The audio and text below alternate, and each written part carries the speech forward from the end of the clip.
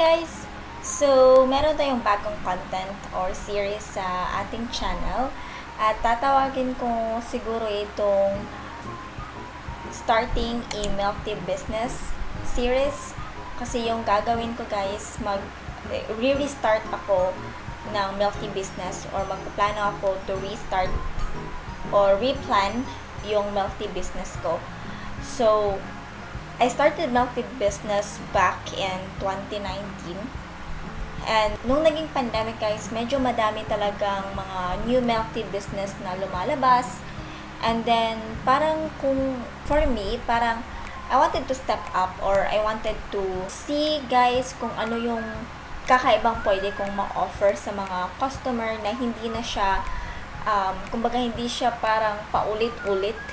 So, in this series guys, hindi ito magiging isang tips, hindi din ito magiging isang idea, but it's more on working with you guys in the planning, execution, and the progress of this type of business. So, I'm excited. At the same time, kinakabahan ako. Kasi, yung milk tea kasi ngayon guys, of course, umuunlad siya. But with all the competitors na lumalabas, especially pababaan ng price, I don't know if kakasa ako, but I wanna see how it goes, guys. Okay? Here are the items na yung gagawin ko for this series. So, it depends na lang siguro kung pagkakasyahin ko on one video, if kaya ko sila pagkasyahin. Pero I think, hindi ko siguro kaya. So, i-by episode ko na lang, guys. So, yung episode 1, it's more on siguro planning muna.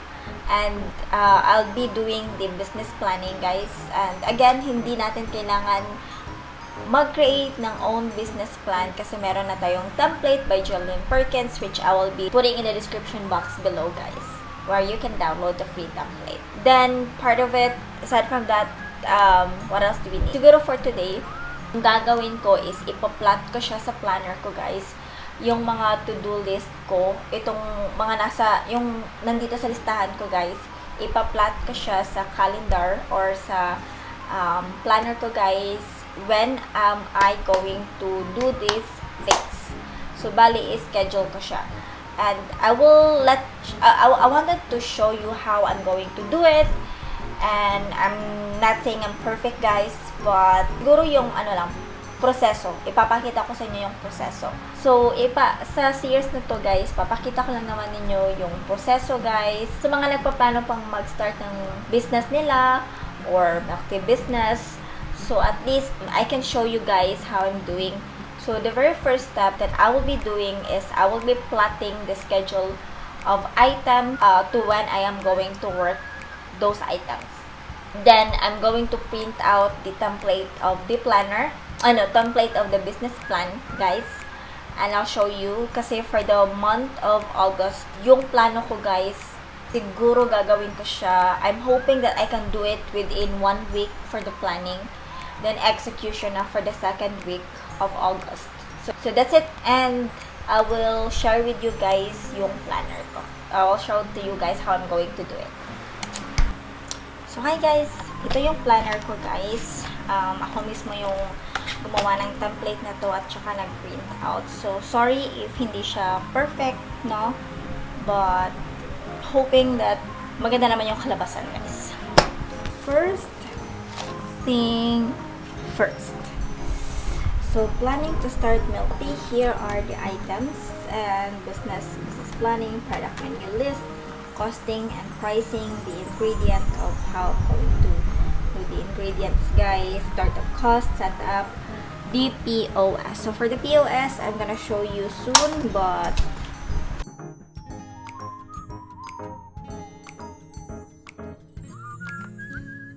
siguro for the business planning, guys, ano ba?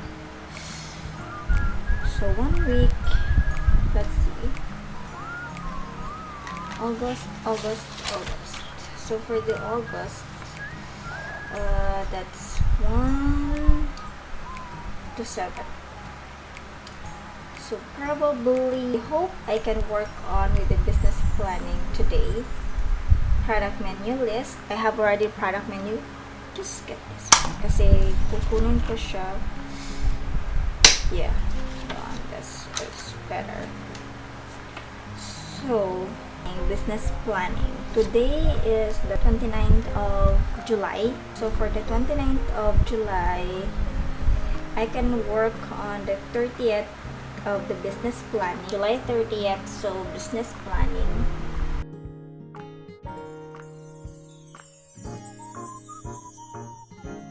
And product menu list. Costing and pricing. So July, I think July 31, if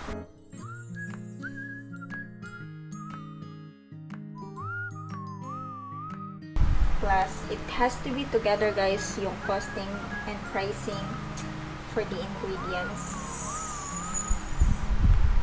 Kasi paano mo malalaman yung costing kung hindi mo alam kung ilang grams ng powders and syrups yung gagamitin mo to create a milk tea, diba? So yeah. For the startup cost, I think August 1, which is this Sunday. Maybe I can start buying. No, I just have to prepare the startup cost. Set up. Okay, let's set up POS. Okay. That's for August 1. Set up POS. And then set up budget for initial inventory. There. Next that I am going to do, I have already the dates, is ipa-plot ko siya sa planner guys. So, kunin ko siya, balik ko to, kasi guide ko yung dates. Next. So, I have this 30th, Friday the 30th, business planning.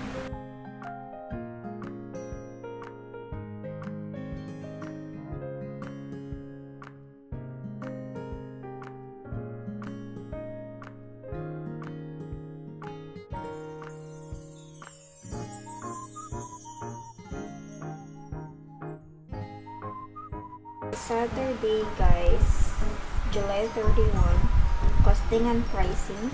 Okay. Oh my god, may lakad ako sa Saturday. So, if Saturday, hopefully, hindi ako magabihan. So, I can create this.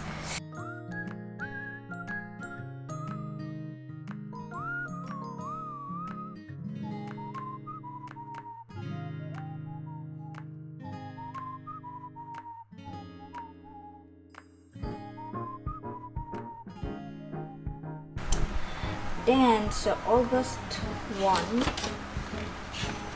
So, this is August na tayo guys. So August 1.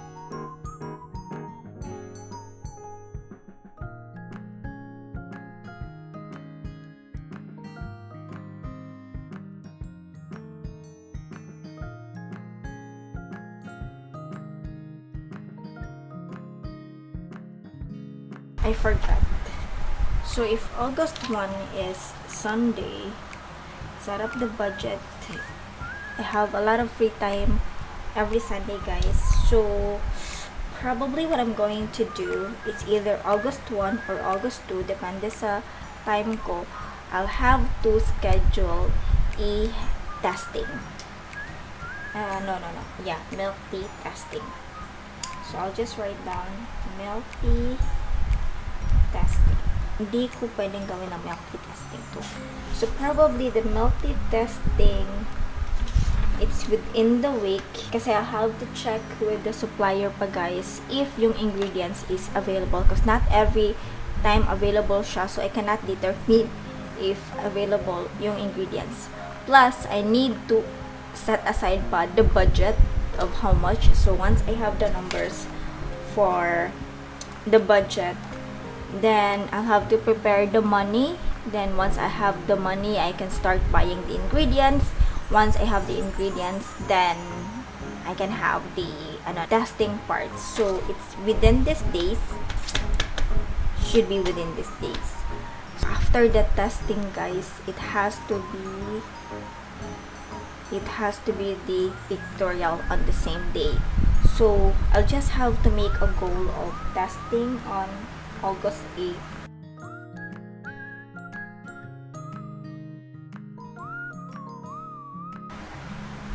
Yeah. Ano ba yan? There. So let me plot the August one, so which is set up the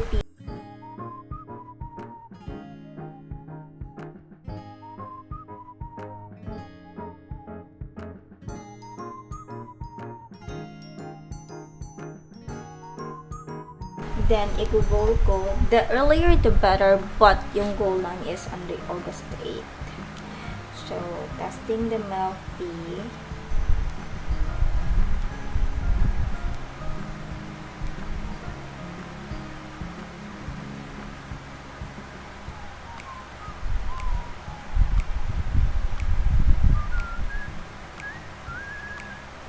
There.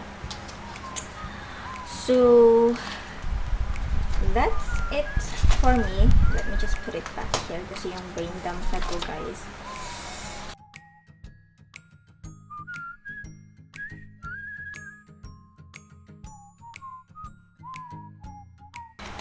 Here. There.